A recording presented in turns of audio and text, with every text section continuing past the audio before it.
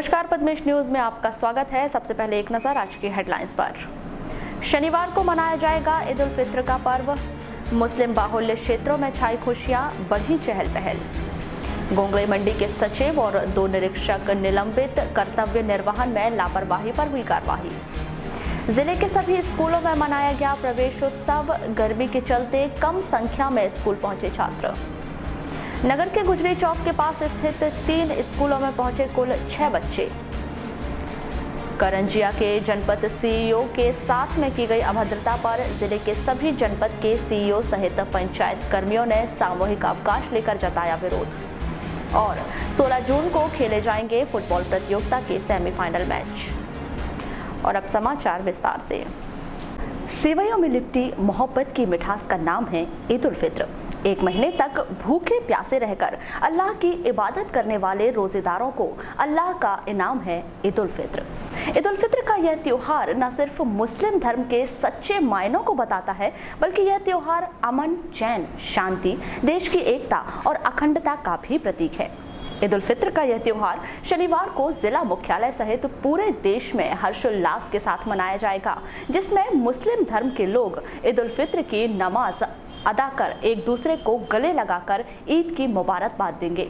साथ ही ईद की खुशी में जहां तहां सेवइयां खिलाई जाएंगी। शुक्रवार शाम को चांद की तस्दीक के साथ ईद का ऐलान कर दिया गया और मुस्लिम धर्म के लोग एक दूसरे को ईद की मुबारकबाद पेश करते नजर आए। आपको बता दें कि ईद की नमाज पुलिस लाइन स्थित ईदगाह में शनिवार को सुबह 9 बजे अदा की जाएगी, लेकिन यदि शनिवार की सुबह बारिश होती है तो नमाज इबादत गाहों में अदा की जाएगी।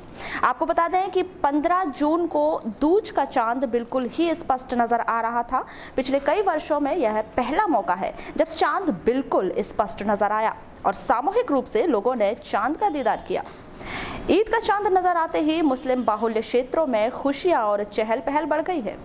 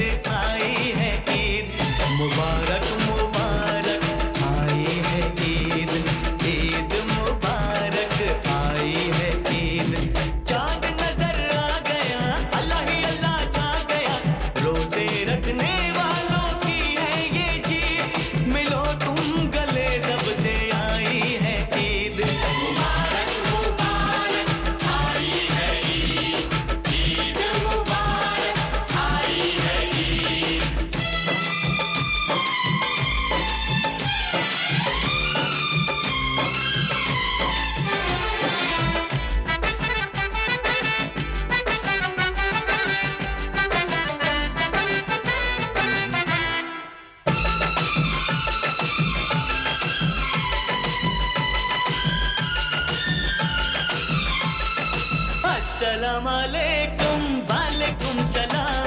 ओ काले पुरखे वाली बता दे अपना नाम। आपका परिचय होता है? अनीस मेमन, कारवाक सदर, अंजुमन इस्लामी कमेटी बालाघाट। सर, आज चांद नज़र आ गया है, कल ईद है, कैसी तैयारी की है? बालाघाट में आज बाद नमाज मगरिब खुली आंखों से सबको चांद दिखा है।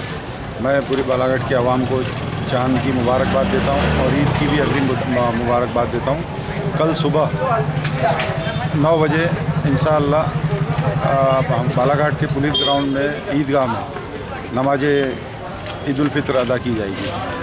और आज हमारे बीच से इबादत का, खैर व बरकत का महीना माह रमज़ान आज रुखसत हो रहा है। ये रोज़दारों को ईद के तोहफे के रूप में अल्लाह की तरफ से कल ईद उल फित्र मिल रही है। और आज हमारे यहाँ जो जामा मस्जिद के अंदर एहतिकाफ में जो लोग बैठे थे, उन्होंने भी चांद का दीदार कर दुआ खैर कर और अंजुमन इस्लामिक कमेटी के द्वारा उनका इस्तकबाल करके उन्हें भी उनके रवाना किया गया। सर, ये देखा जाए कि चाँद का दीदार काफ़ी सालों बाद में हुआ है, जहाँ चाँद की तस्दीक करने के लिए बाहर जाया करते थे। कैसा महसूस कर रहे हैं आप यहाँ पे अभी? हमने सब तैयारी करके रखी थी। चाँद की तस्दीक के लिए हम लोगों ने अपने आदमी मुकर्रर करके रखे थे, 4 व्हीलर गाड़ियाँ वगैरह भी हमारी मुकर्रर थी। तो यही हमारे लिए बहुत खुशी की बात है कि इस बार हमें हमारे शहर वालों को कई सालों से चाँद तस्दीक करके लानी पड़ती थी, आज उन्होंने खुद दीदार किया है, इसकी खुशी अलग है। गोंगले कृषि उपज मंडी के सचिव और 2 निरीक्षकों को कर्तव्य निर्वहन में लापरवाही बरतने पर तत्काल प्रभाव से निलंबित कर दिया गया है। मंडी बोर्ड भोपाल के प्रबंध संचालक फैज अहमद किदवई ने कृषि उपज मंडी गोंगले के सचिव सुभाष चंद्र तिवारी और 2 निरीक्षक निर्मल मरकाम और टीसी धुवारे को निलंबित कर दिया है। इन अधिकारियों पर अवैध परिवहन को बढ़ावा देने और अपने कर्तव्यों का ठीक तरह से पालन नहीं करने पर यह कार्रवाई की गई है। इस मामले में कृषि उपज मंडी समिति गोंगले के अध्यक्ष थान सह चंदाहे ने बताया कि जबलपुर से आए फ्लाइंग स्क्वाड की टीम ने इन अधिकारियों की अनियमितता पकड़ी थी।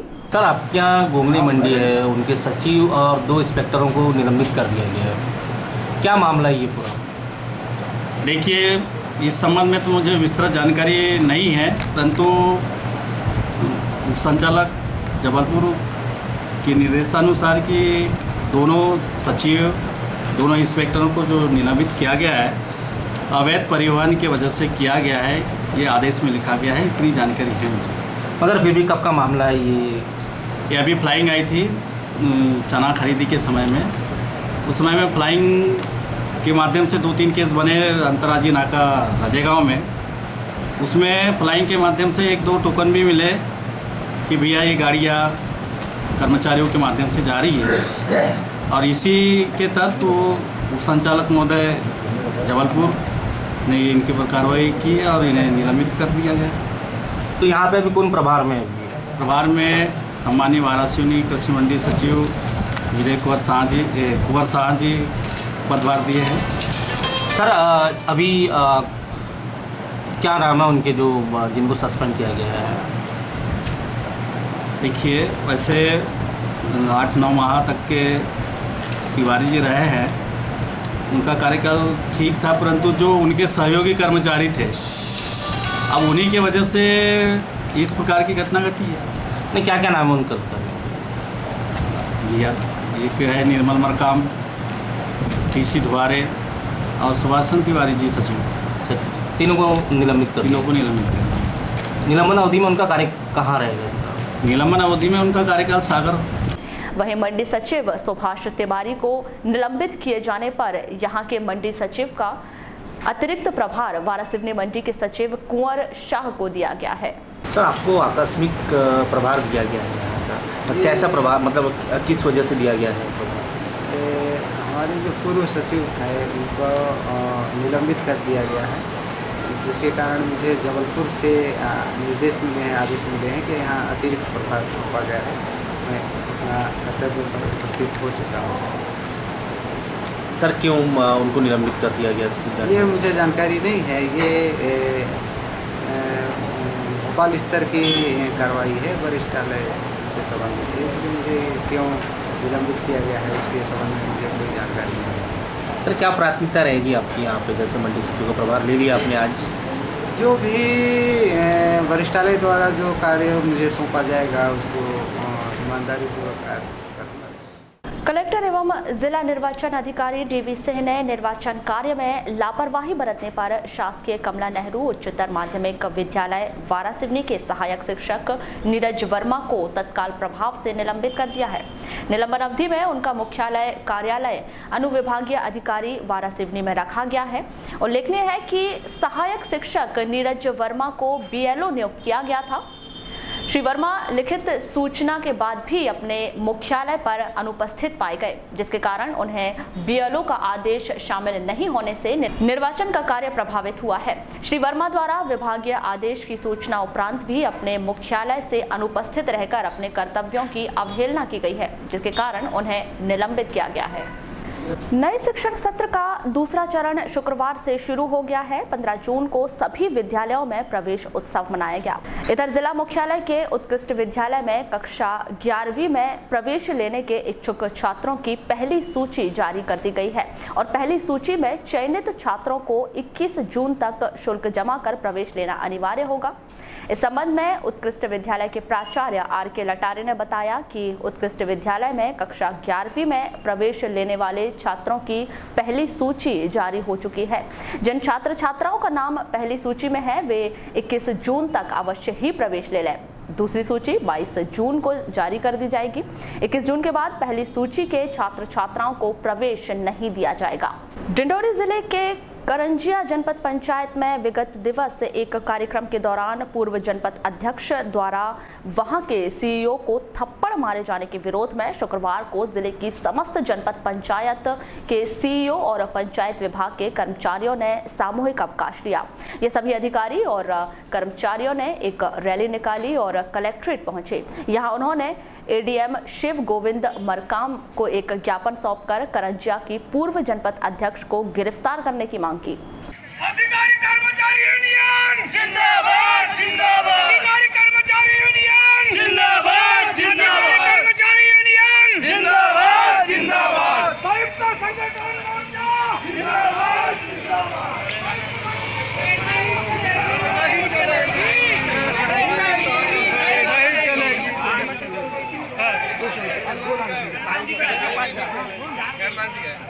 जिंदाबाद जिंदाबाद जिंदाबाद। अभी तो एक राय है।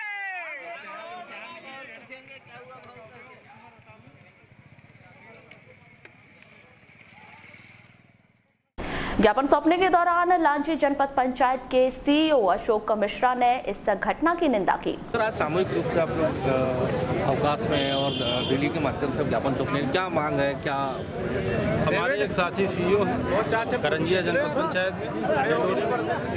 उनके साथ जनपद पंचायत के अध्यक्ष उन्होंने अभद्रता की, गाली गलौज किया और उसके बाद मारपीट की, भरे मंच में सबके सामने थप्पड़ मारा। मीडिया के माध्यम से उसका वीडियो भी वायरल हुआ, सोशल मीडिया पर आया, न्यूज़ चैनलों पर आया। हम लोग समस्त पंचायत एवं ग्रामीण विकास के अधिकारी कर्मचारी उसके विरोध में रैली और ज्ञापन के माध्यम से शासन प्रशासन को अपनी मांगे पहुंचा रहे हैं। सर क्या मांग है? मुख्य रूप से ये है कि उनको गिरफ्तार कर ले। गिरफ्तारी के आदेश के बाद तत्काल उनको जब मारने गई तो मारने में वो बिल्कुल स्वस्थ थी। मारने के तत्काल बाद जैसे गिरफ्तारी का आदेश जारी हुआ तो तुरंत बीमार हो गई। अस्पताल में उनको भर्ती कर दिया गया। तो ये भी चेकअप कराएं स्पेशलिस्टों से कि ऐसी कौन सी बीमारी अचानक उनको आ गई कि उनको गिरफ्तारी के बजाय अस्पताल में भर्ती करा दिया गया। उसके साथ साथ उनको ऊपर ऑलरेडी अविश्वास प्रस्ताव के माध्यम से बाहर हो गई थी और फिर उसके बाद वहीं मनरेगा अधिकारी संघ के जिला अध्यक्ष ने पूर्व जनपद अध्यक्ष पर कड़ी कार्रवाई की मांग की। ये करंजिया ब्लॉक है डिंडोरी जिले का, उस पे पूर्व जनपद अध्यक्ष द्वारा जो वहाँ के मुख्य कार्यपालन अधिकारी महोदय थे उनके साथ जो अभद्रता की गई है, जिसका वीडियो भी वायरल हुआ है, सीधे तौर पर उन्होंने उन पर हाथ छोड़ दिया है, यानी मारपीट हो गई है। उसके विरोध प्रदर्शन में आज सारे जनपद के मुख्य कार्यपालन अधिकारी 313 ब्लॉक के जो है आज एक दिन का सामूहिक अवकाश लेकर के रैली के माध्यम से माननीय मुख्यमंत्री महोदय को ज्ञापन सौंपने के लिए सभी संगठनों से आह्वान किया गया था, जिसके संबंध में यहाँ बालाघाट में अपने सचिव संघ, रोजगार सहायक संघ और उनके साथ साथ मनरेगा, प्रधानमंत्री आवास और समस्त संविदा जो कर्मचारी अधिकारी हैं बालाघाट जिले के, वो सारे वो आज इनके समर्थन में एक दिवसीय अवकाश लेकर के इनकी मांगों का समर्थन कर रहे हैं। पूर्व जो अध्यक्ष है उनके विरुद्ध उनको पद से पृथक करने के लिए। पंचायत सचिव संगठन के जिला अध्यक्ष भजन वल्के ने कहा कि जनप्रतिनिधियों को भी योग्यता का निर्धारण होना चाहिए कि आज जो प्रतिनिधि है वो छोटे भैया नेता है।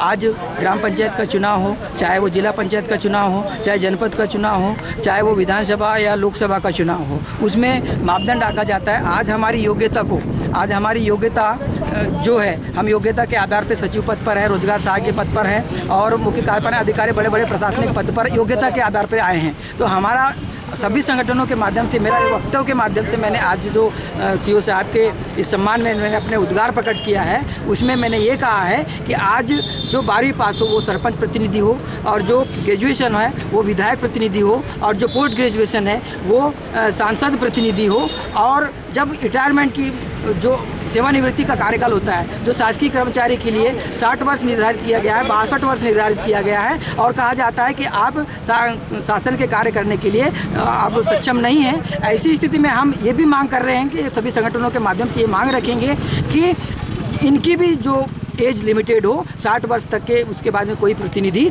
आगामी चुनाव न लड़ सके।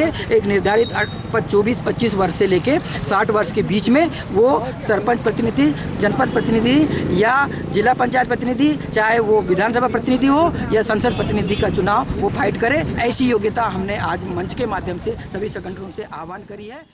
शुक्रवार 15 जून से मध्य प्रदेश के सभी शासकीय स्कूल में नवीन शिक्षण सत्र की शुरुआत हो चुकी है। शिक्षण सत्र की शुरुआत होते ही जिला मुख्यालय सहित अन्य ग्रामीण क्षेत्रों के शासकीय स्कूलों में शुक्रवार से विद्यार्थियों का प्रवेश देखा गया।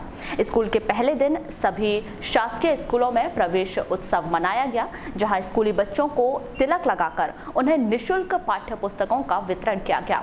वहीं दिन भर स्कूलों में उत्साहवर्धन विभिन्न कार्यक्रमों के आयोजन किए गए।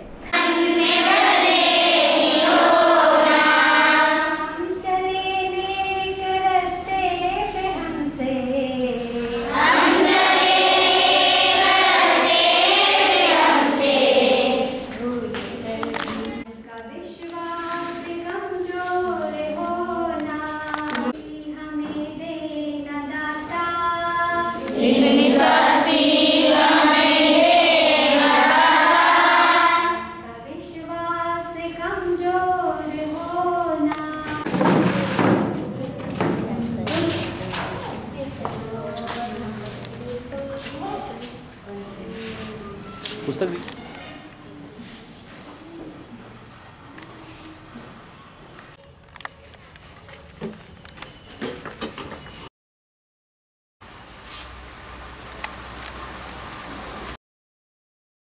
18-19 1 अप्रैल से प्रारंभ हो चुका है, और 1 अप्रैल जब ये शिक्षण सत्र प्रारंभ हुआ, जॉयफुल लर्निंग के रूप में पहला चरण प्रारंभ होकर ग्रीष्म अवकाश के बाद आज द्वितीय चरण स्कूल चले अभियान के अंतर्गत प्रारंभ हो रहा है।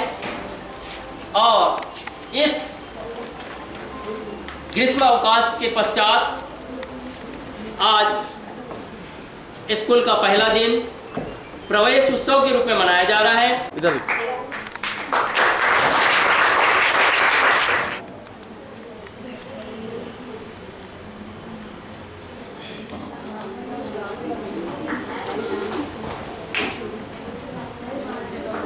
प्रवेशोत्सव के संदर्भ में की गई चर्चा के दौरान नगरपालिका महात्मा गांधी स्कूल के प्रधान पाठक देवेंद्र कुमार निकोसे ने बताया कि स्कूल की शुरुआत प्रवेश उत्सव से की जानी थी, जिसकी तैयारियां पहले से ही की जा चुकी थीं।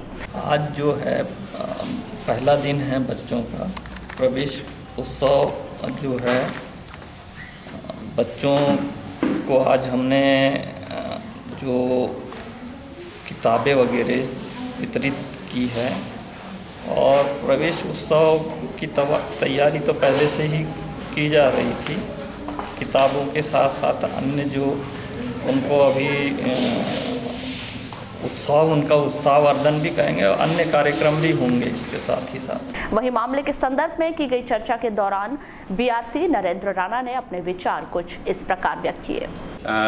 आज हमारे पूरे मध्य प्रदेश में नवीन शैक्षणिक सत्र 18-19 का प्रवेश उत्सव 15 जून से मनाया जा रहा है। उसी के तारतम्य में बालाघाट विकासखंड की समस्त संस्थाओं में प्राथमिक माध्यमिक शाला में भी प्रवेश उत्सव मनाया जा रहा है। इसी कार्यक्रम के तहत उत्कृष्ट माध्यमिक शाला अंग्रेजी माध्यम का हमारा स्कूल है, जिसमें जो है अंग्रेजी माध्यम से शिक्षा दी जाती है पहली से 6वीं से 8वीं तक। इसमें आज प्रवेश उत्सव में मैं शामिल हुआ, और लगभग हमारे 80% बच्चे जो है इसमें आज उपस्थित हुए हैं, और समस्त बच्चों को हमने 6वीं से लेकर 8वीं तक पाठ्य पुस्तकें प्रदान कर चुके हैं और तिलक लगाकर उनका स्वागत किया। यह कार्यक्रम जो है इसके बाद 30 जून तक का यह कार्यक्रम है, जिसमें विभिन्न कार्यक्रम आयोजित किए जाएंगे। 18 तारीख को श्रद्धांजलि दिवस भी मनाया जा रहा है, 22 तारीख को पालक सम्मेलन भी किया जाएगा। इस तरह से पूरा जो स्कूल का शैक्षणिक माहौल है उसको खुशनुमा बनाया जाएगा ताकि जो समस्त बच्चे शाला की ओर आकर्षित हों और हमारी उपस्थिति जो है वो 100% हो सके।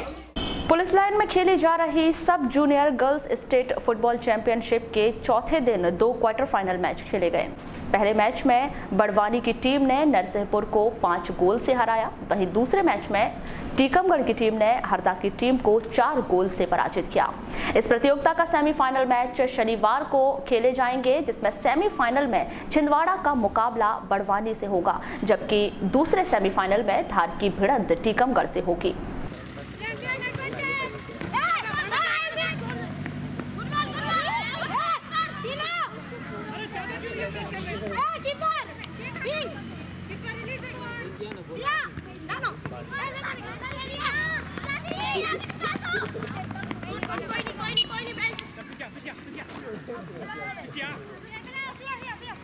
मैं Sunil Yadav, district secretary football association Balaghat. Sir, आज जो मैच चल रहा है किंग के बीच में है और आज कितने मैच खेले गए? अंडर 14 जूनियर सब जूनियर गर्ल्स का एक क्वार्टर फाइनल मुकाबला आज खेला गया, जिसमें 2 मुकाबले खेले गए।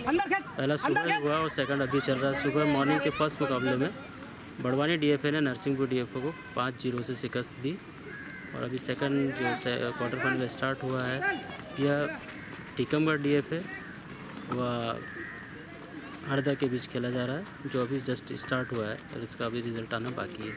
कल इनमें से जो विनर होगा उस टीम सेमीफाइनल में पहुंचेगी।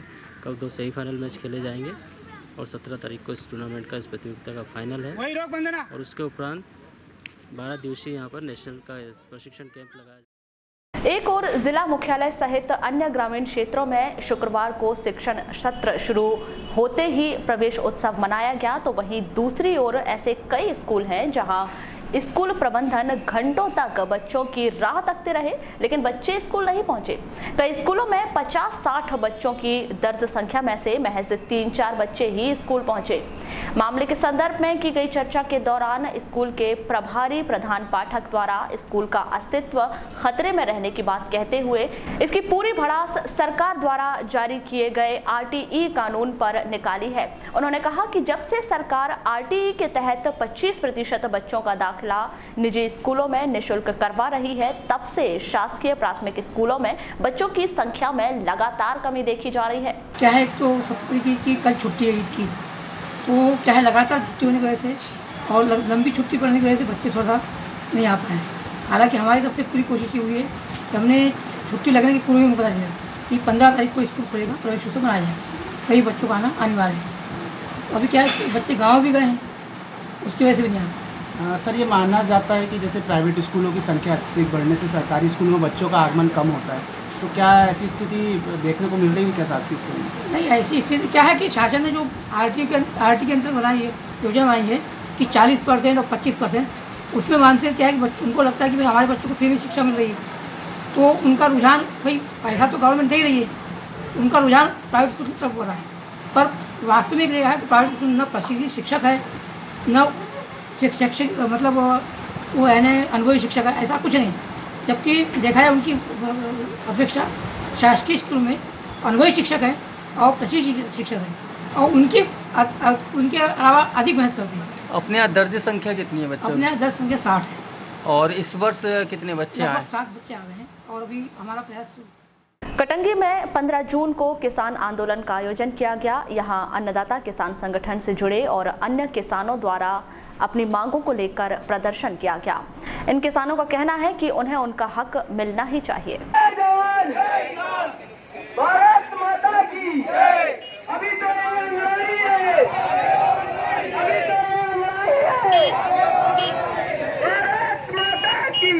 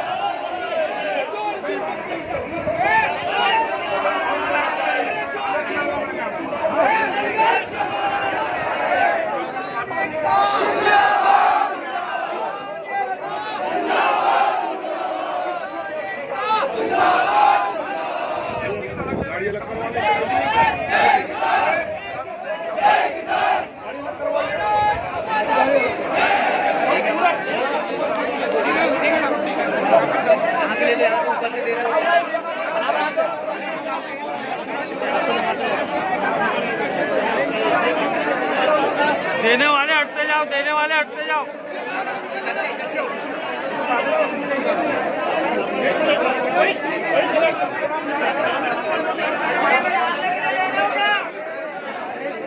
आज मध्य प्रदेश शासन द्वारा कटंगी और तिलोड़ी तहसील के समस्त गांव, जिनमें कि 35% से ऊपर किसानों को खेती को नुकसान हुआ है, RBC 64 प्रपत्र जो है मध्य प्रदेश सरकार का, उसके अनुसार मतलब सारे किसानों को आर्थिक अनुदान सहायता राशि जो कि 5,000 रुपये से लेकर 15,000 रुपये प्रति हेक्टेयर तक का प्रावधान मध्य प्रदेश शासन ने किया हुआ है। उस राशि जो राशि अभी तक सरकार ने हमें नहीं दी है, उस राशि के मांग के लिए साथ ही प्रधानमंत्री फसल बीमा योजना जिसके दावा का भुगतान 30 सितंबर ऐसे 25 गाँव हैं जहाँ पर 75% से अधिक रकबा पड़ रहा था। प्रधानमंत्री फसल बीमा योजना के नियमानुसार उन किसानों को 30 सितंबर को प्रधानमंत्री फसल बीमा दावा राशि का भुगतान हो जाना चाहिए था, जो कि 8 महीना बीतने के बाद भी अभी तक सरकार ने उस दावा राशि का भुगतान नहीं किया है। साथ ही 42 गाँव कटंगी तिलोड़ी तहसील के ऐसे हैं जहां पर किसानों को व्यापक रूप से नुकसान हुआ है और प्रधानमंत्री फसल बीमा दावा राशि के पात्र वे गाँव हैं, उन्हें भी 20 फरवरी 2018 तक प्रधानमंत्री फसल बीमा दावा राशि का भुगतान हो जाना चाहिए था। 4 महीना बीतने के बाद भी आज तक किसानों को प्रधानमंत्री फसल बीमा दावा राशि का भुगतान नहीं किया गया है। सबसे पहले तो हम माननीय उच्च न्यायालय के आदेश की अवहेलना को लेकर के मध्य प्रदेश सरकार के विरुद्ध कंटेम्प्ट लगाएंगे, जिसके लिए हमारा नोटिस तैयार हो गया है और 18 तारीख को न्यायालय का ओपनिंग होगी और हम वहाँ लगाएंगे। दूसरी बात, हम जन सामान्य को समझाना चाहते, किसानों को बताना चाहते कि आपके उत्पादन से संसार जीवित है, संसार से आप जीवित नहीं हो। अपने आप को पहचानो और खड़े हो। जब तक आप अपने आप को नहीं पहचानोगे, जब तक आप अपने आप को नहीं जानोगे, तब तक आप समर्थ नहीं सकते। जीतने के लिए आपको खुद को जानना होगा और आप सबसे पहले सब संगठित हों और कार्यक्रम करें। पूरे प्रदेश व्यापी हम आंदोलन करना चाहते हैं।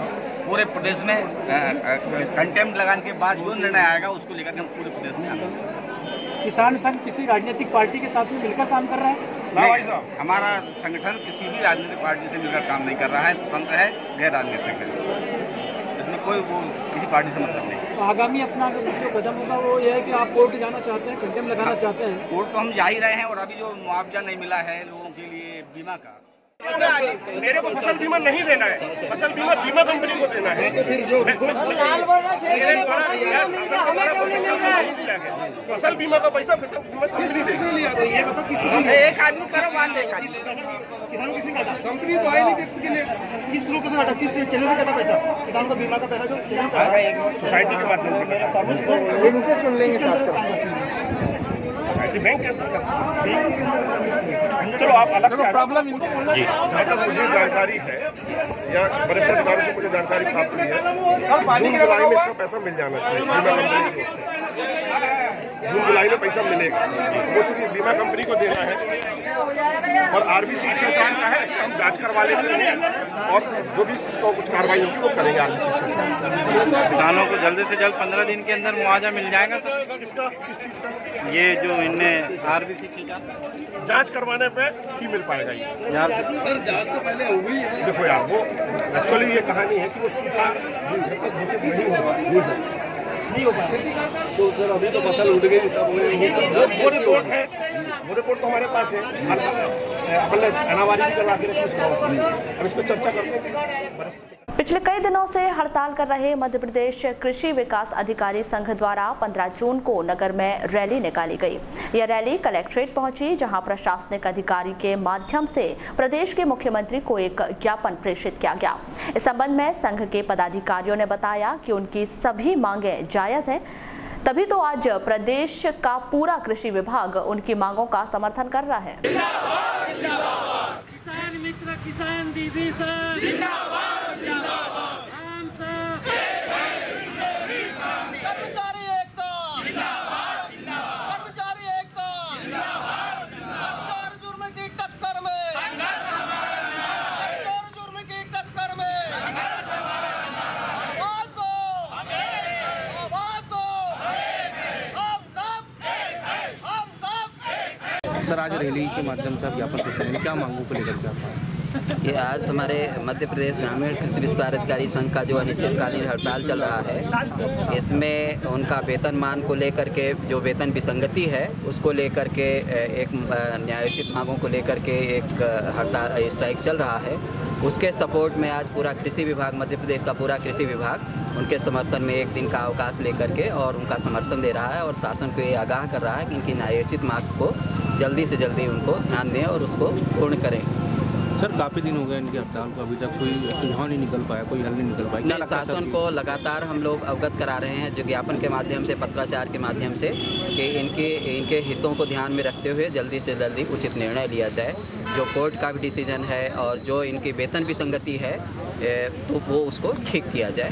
सर, क्या सर कृषि विभाग के सभी संगठन इसमें शामिल है? सर, आज के दिन सभी लोग एक साथ में हैं, एक फोरम में। हमारे एडिशनल डायरेक्टर से लेकर के ग्रामीण कृषि विस्तार अधिकारी, किसान मित्र, सभी लोग इनके समर्थन में एक दिन का अवकाश लेकर के और कृषि उपज मंडी गोंगलई में 15 जून को साधारण सम्मेलन का आयोजन किया गया। कृषि मंडी समिति के अध्यक्ष थान सहज चंदाहे और प्रभारी सचिव कुंवर शाह की प्रमुख उपस्थिति में हुए सम्मेलन में मंडी के कार्यों, आय व्यय की समीक्षा सहित अन्य विषयों पर चर्चा की गई। मंडी समिति की बैठक थी, क्या निर्णय लिए गए, किस तरीके की बैठक होती है? मंडी समिति की साधारण बैठक आहूत की जाती है प्रत्येक माह में।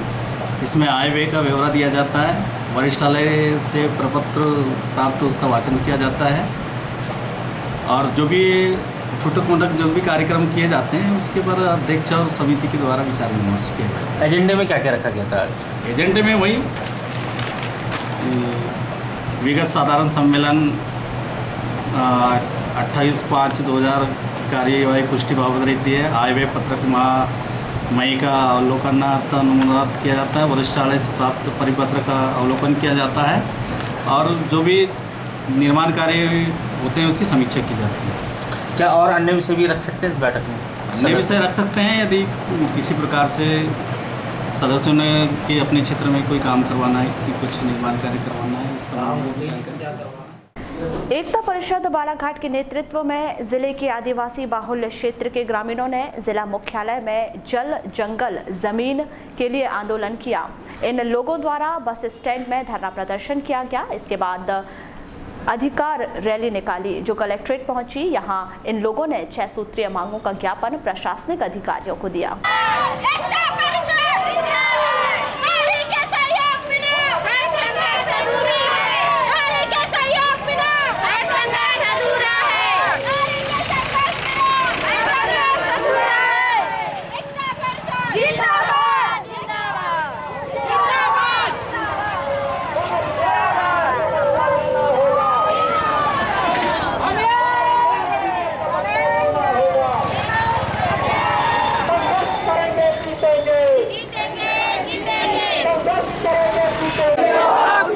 जंगल जमीन हमारे आपकी, नहीं किसी के बाप की। जंगल जमीन हमारे आपकी, नहीं किसी के बाप की। हम अपना अधिकार मांगते। यहाँ पर एकता परिषद संगठन के द्वारा ये जन आंदोलन किया जा रहा है। यहाँ पे बैयर क्षेत्र से, लांजी क्षेत्र से, किरनापुर क्षेत्र से और परसवाड़ा क्षेत्र करीब 45 गांव के लोग यहाँ पे बैगा आदिवासी लोग इकट्ठा हुए हैं, खासतौर में अपने जल जंगल जमीन के अधिकार के लिए। क्यों सर नहीं मिल पा रहा है कि उनको ये अधिकार?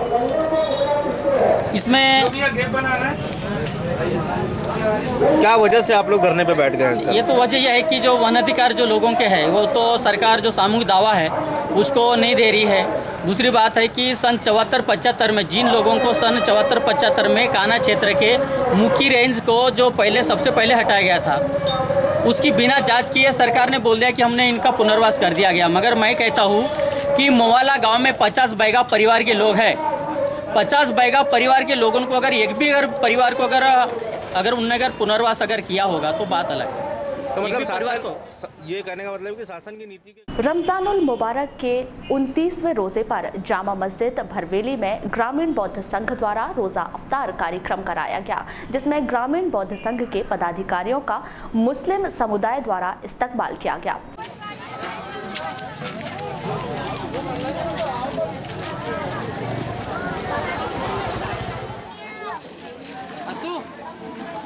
प्लेट भी आ रहा है।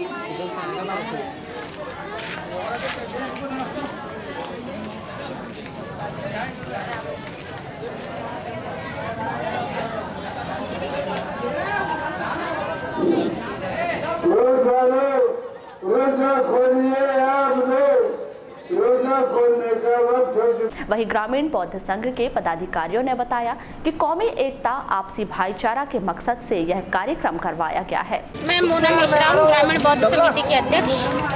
मैडम, क्या कार्यक्रम करवाया गया और किस उपलक्ष्य में करवाया गया? ये रमजान का महीना चल रहा था तो यहाँ रोज़ा इफ्तियार का कार्यक्रम आज हमारे ग्रामीण बौद्ध समिति भरवेली द्वारा करवाया गया। 3 साल से कर ये लगातार सालों से चला आ रहा है। ये हम दोनों समितियों के बीच में आपस में सामंजस्य बना रहे, इसलिए हम लोग हर साल ये रोज़ा इफ्तियारी का कार्यक्रम करते हैं। आपका नाम बताएं। इमरान खान। इमरान खान जी, बताइए क्या कार्यक्रम है? आज यहाँ बौद्ध समाज भरवेली द्वारा ये समाज कई सालों से मुसलमान धर्म के साथ मिलकर हर इनके सुख दुख में, हर त्यौहार में हाथ बटाता रहा है। इसी तरह आज ये 29वें रोज़े को बौद्ध समाज भरवेली द्वारा रोज़दारों के लिए रोज़ा इफ्तार का प्रोग्राम किया गया था। वहीं जामा मस्जिद के वाइस प्रेसिडेंट मोबिन खान ने बताया कि चांद का दीदार कर ईद उल फित्र का ऐलान कर दिया गया है। शनिवार को ईद की नमाज 2 जमातों में सुबह 9 और 10 बजे जामा मस्जिद भरवेली में अदा की जाएगी। कल इंशाअल्लाह पूरे हिंदुस्तान में ईद उल फित्र की नमाज़ अदा की जाएगी। उसी कड़ी में आज हमारे यहाँ पे ऐलान कर दिया गया था कि आज अगर चांद दिखता है, कल मस्जिद में नमाज ईद की अदा की जाएगी। ये हमारा मुस्लिम धर्मावलंबियों का सब में पवित्र पाक माह जिसे कहते हैं रमज़ान में मुबारक। सर, ईद की नमाज कहाँ अदा की जाएगी और कितने बजे से रहेगी भरवेली? दो भागों में की जाएगी, क्योंकि मस्जिद हमारी छोटी होने के कारण ईदगाह में नमाज होती थी। किसी कारणवश ईदगाह में नमाज नहीं हो रही, जिसके कारण आज अंजुमन जामा मस्जिद भरवेली में ईद की नमाज़ की जाएगी। जो प्रथम यानी पहली जो नमाज होगी वो 9 बजे होगी। उसके बाद फिर 1 घंटे का गैप करके दूसरी जमात के माध्यम से दूसरे हाफिज़ साहब दूसरी जमात को पढ़ाएंगे, वो 10 बजे की जाएगी। ऐसे 2 भागों में कल ईद की नमाज इंशाअल्लाह अदा की जाएगी। वारासिवनी के कमला नेहरू स्कूल में 15 जून को प्रवेश उत्सव मनाया गया। यहाँ नव प्रवेशित बच्चों को किताबों का वितरण किया गया और विशेष भोजन कराया गया।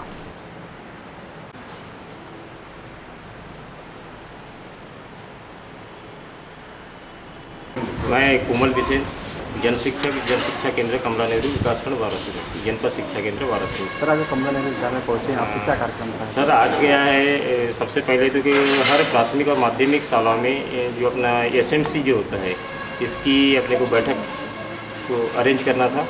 दूसरी बात क्या है, द्वितीय चरण में जो किताबें अपने को जो प्राप्त हुई है 18-19 के लिए, तो कक्षा 1 से 8वीं तक के बच्चों को किताबों का वितरण करना था।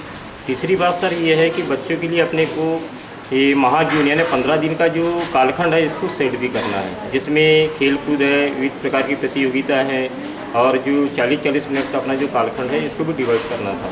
साथ ही सर जो बच्चों का अभी तक के जो एडमिशन नहीं हुआ है, जो अप्रवेशी है, जो इधर उधर घूम रहे हैं, उनके लिए क्या अपने को प्रयास करना है SMC के माध्यम से कि जो 100% जो प्रवेश है अपनी अपनी शालाओं में हो सके, कोई भी बच्चा अनियमित या अप्रवेशी न रहे। तो शिक्षा अभियान का दूसरे चरण प्रारंभ हुआ है सर, तो बच्चों की जो कक्षाएं आज से प्रारंभ? हाँ, बच्चों की जो कक्षाएं आज से प्रारंभ हो चुकी है। सर, प्रथम चरण कब प्रारंभ हुआ? प्रथम चरण जो हुआ था 1 मई से चालू हुआ था।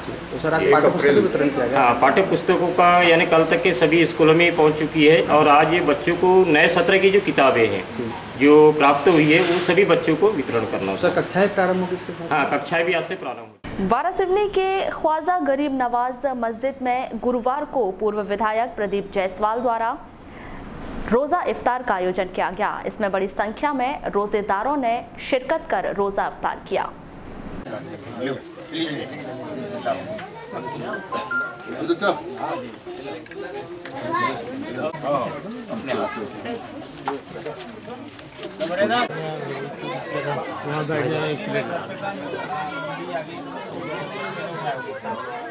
आज रमज़ान के इस पवित्र महीने में आज हम सब की तरफ से, हमारी पार्टी की तरफ से आज यहाँ पर रोज़ा इफ्तार रखा गया था, जिसमें हमारे सभी मुस्लिम भाई से सब ने इसमें इफ्तारी में भाग लिया और सभी हमारे रोज़ादार जितने थे वो सब भी यहाँ पर उपस्थित रहे। और मैं इस अवसर पर सभी हमारे मुस्लिम भाइयों को अग्रिम की शुभकामनाएँ देता हूँ।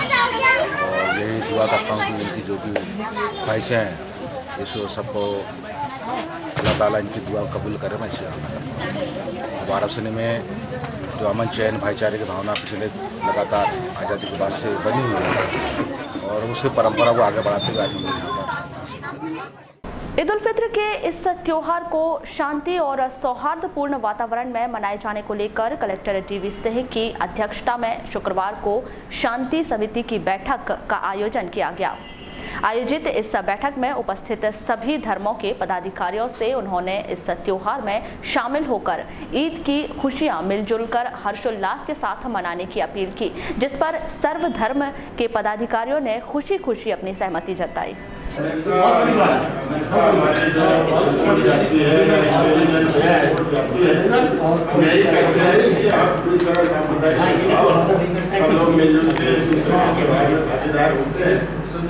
चाहे हिंदू फेस्टिवल हो, चाहे मुस्लिम फेस्टिवल हो, या आपके जो भी हैं सिख है, बौद्ध है, जैन है, सभी के त्योहारों में सब लोग अच्छे से उसको मनाते हैं। बहुत बढ़िया मनाते हैं। यहाँ कोई इशू नहीं है।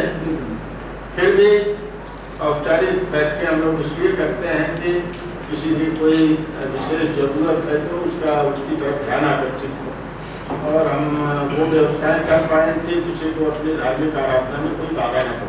मेन मकसद यही है, इसलिए बैठक नहीं करते कि कुछ होने वाला है, इसलिए बैठक कर रहे हैं। चाहे अधिकारी हो, चाहे वो दुकानदार हो, चाहे वो काम करने वाले लोग हो, आपस में मिल करके अच्छे से दूसरे के साथ मिलकर ईद मनाएं। और ये जो शहीदी दिवस अपना आ रहा है सिख धर्म का, इसमें भी सबकी सहभागिता हो, सब लोग इसमें करें। बहुत अच्छा माहौल है जिले का।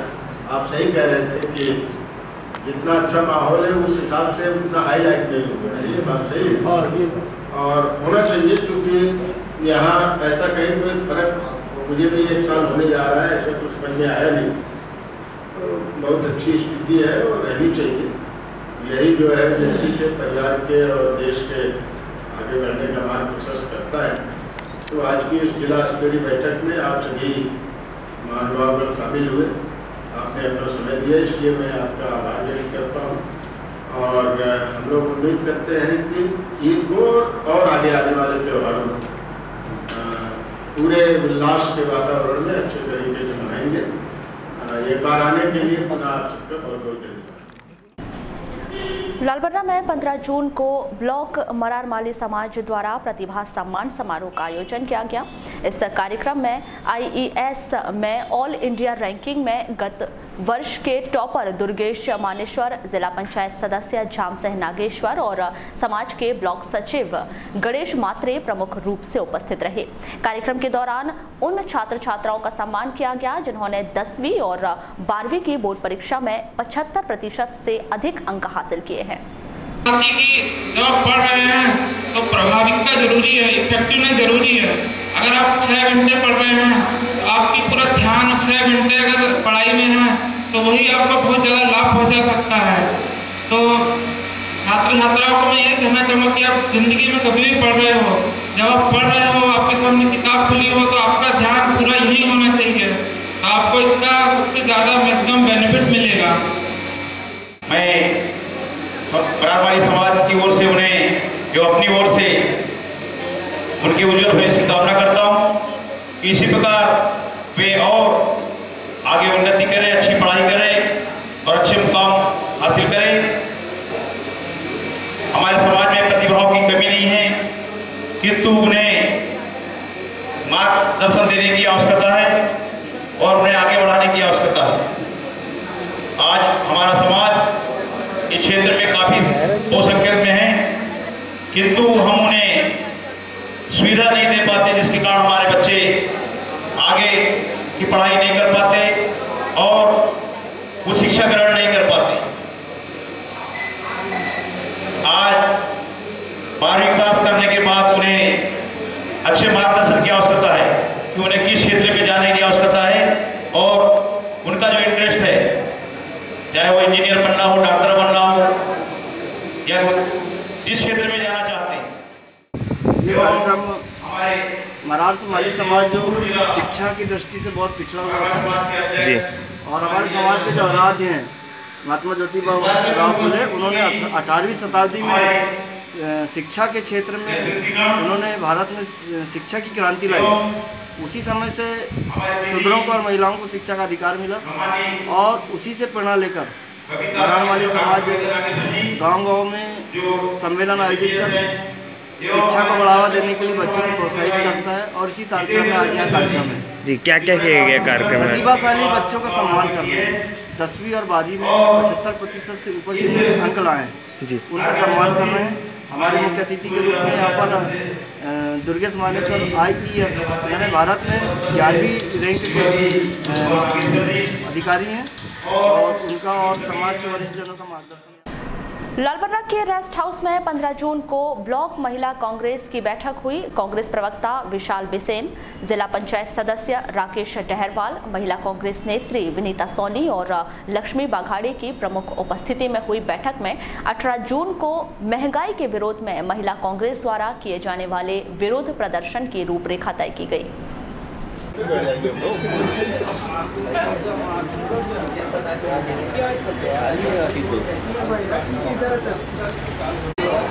आज कार्यक्रम को लेकर बैठक आयोजित की गई, जिसमें हमारे समस्त महिला कांग्रेस की नेत्रियां और वरिष्ठ कांग्रेस के उपस्थित हुए और उनके मार्गदर्शन हम लोग 18 तारीख को प्रदेश कांग्रेस के प्रदेश अध्यक्ष मांडवी चौहान जी के निर्देश पर हमारे जिले की प्रभारी महिला कांग्रेस की कामिनी शाह जी की उपस्थिति में गैस की मूल्य वृद्धि पर और पेट्रोल डीजल की मूल्य वृद्धि पर और सभी अन्य सामानों की महंगाई के ऊपर धरना प्रदर्शन करने जा रहे हैं। उसमें चूल्हा रखकर और सिलेंडर रखकर प्रदर्शन किया जाएगा, विरोध प्रदर्शन, जिसमें सभी वरिष्ठ लोग उपस्थित होंगे। हमारे जिलाध्यक्ष विधायक सरस्वत जी और समस्त। क्या अपील है आपकी? महंगाई के यहाँ की बैठक का आयोजन किया, जिसमें हमारी सभी कांग्रेस की सभी महिलाओं को आमंत्रित किया गया और विचार विमर्श के लिए बैठक। तो क्या निष्कर्ष पे पहुंची बैठक, क्या निर्णय लिए? निर्णय ये लिया गया कि ये बढ़ती हुई महंगाई ने महिलाओं के बजट को खराब करके रख दिया है, इसलिए बढ़ती हुई महंगाई के विरोध में धरना और आंदोलन करेंगे। ऐसे हमारी महिला 18 तारीख सोमवार हमारी महिला बहनों ने ये निर्णय लिया है कि 18 तारीख धरना आंदोलन करेंगे। तो किन किन मुख्य बिंदुओं पे लग रहा है आपको महंगाई बढ़ी है? मुख्य रूप से रसोई गैस की कीमत इतनी ज़्यादा बढ़ गई है कि हमारी महिलाओं को बहुत ज़्यादा दिक्कत हो रही है। दूसरी बात डीजल है, पेट्रोल है और भी ऐसी दैनिक बहुत सारी चीज़ें हैं जिनके रेट काफ़ी बढ़ चुके हैं। 18 तारीख को भारतीय जनता पार्टी की सरकार के खिलाफ डीजल, पेट्रोल और रसोई गैस की दाम वृद्धि होने के खिलाफ यहाँ पे धरना प्रदर्शन है। जब कांग्रेस की सरकार पूरे हिंदुस्तान में थी, तब अगर 10 पैसे का रेट भी कांग्रेस सरकार में, मनमोहन सरकार में 10 पैसे का रेट मूल्य वृद्धि होती थी, तो भारतीय जनता पार्टी के लोग पूरे के पूरे, महिला हो चाहे पुरुष हो, सब रोड पे आ जाते थे और धरना पे बैठ जाते थे। आज मोदी सरकार है, मोदी जी भी कई बाइट में उन्होंने कहा है पेट्रोल डीजल का, मनमोहन सरकार का उन्होंने विरोध किया है। सुषमा स्वराज ईरानी, इन्होंने थाली बजा करके विरोध किया था। आज भारतीय जनता पार्टी के लोग बताएं कि जब 42 रुपये डीजल कांग्रेस सरकार में था और आज 42 की जगह 82 रुपये 75 रुपये की आज डीजल का रेट है, वही 45 की जगह 80-82 रुपये पेट्रोल का रेट है। तो मोदी सरकार आज बताया, भारतीय जनता पार्टी के लोग बताएं कि कितना फर्क है। आज जो है हमारी महिला कांग्रेस की यहाँ बैठक बुलाई गई है ब्लॉक महिला कांग्रेस अध्यक्ष और कमेटी के द्वारा। आगामी 18 तारीख को लालबर्रा में जो है मध्य प्रदेश की हमारी महिला कांग्रेस के प्रदेश महासचिव और जिले की प्रभारी उनका आगमन होने जा रहा है। देश में बढ़ती महंगाई, घरेलू वस्तुओं के उत्पाद में मूल्यों में वृद्धि, रसोई गैस में वृद्धि और पेट्रोल डीजल में वृद्धि को लेकर जो है महिला कांग्रेस आंदोलन करने जा रही है। और कहीं ना कहीं जो आज महंगाई देश में बढ़ी हुई है, रसोई गैस की कीमतें बढ़ी हुई है, पेट्रोल डीजल की कीमतें बढ़ी हुई है, इससे महिलाएं भी परेशान हैं। घरेलू महिलाओं का बजट गड़बड़ा गया है और ग्रामीण स्तर तक जो है महिलाएं इन सब महंगाई को लेकर परेशान है। इसी तारतम्य में जो महिला कांग्रेस यहाँ पे लालबरा में आंदोलन करने जा रही है आगामी 18 तारीख को, और उसी की रूपरेखा को लेकर यहाँ मीटिंग बनाई है। क्या बहुत बृहद स्तर पर कोई कार्यक्रम होने वाला है? हाँ, प्रयास तो महिला कांग्रेस का यही कि अधिक से अधिक संख्या में हम महिलाओं को, गांव की महिलाओं को यहाँ तक ला सके और उनके माध्यम से जो है सरकार के खिलाफ जो है प्रदर्शन किया जा सके। ज्ञापन सौंपेंगे? हाँ, संभवतः ज्ञापन सौंपेंगे। चलते चलते एक नजर आज की हेडलाइंस पर एक बार फिर। शनिवार को मनाया जाएगा ईद उल फित्र का पर्व। मुस्लिम बाहुल्य क्षेत्रों में छाई खुशियां, बढ़ी चहल पहल। गोंगले मंडी के सचिव और 2 निरीक्षक निलंबित, कर्तव्य निर्वहन में लापरवाही पर हुई कार्रवाई। जिले के सभी स्कूलों में मनाया गया प्रवेशोत्सव। गर्मी के चलते कम संख्या में स्कूल पहुंचे छात्र। नगर के गुजरी चौक के पास स्थित 3 स्कूलों में पहुंचे कुल 6 बच्चे। करंजिया के जनपद सीईओ के साथ में की गई अभद्रता पर जिले के सभी जनपद के सीईओ सहित पंचायत कर्मियों ने सामूहिक अवकाश लेकर जताया विरोध। और 16 जून को खेले जाएंगे फुटबॉल प्रतियोगिता के सेमीफाइनल मैच। तो ये थी अभी तक की खास खबरें। अगली न्यूज़ बुलेटिन के साथ फिर मुलाकात होगी। तब तक के लिए नमस्कार।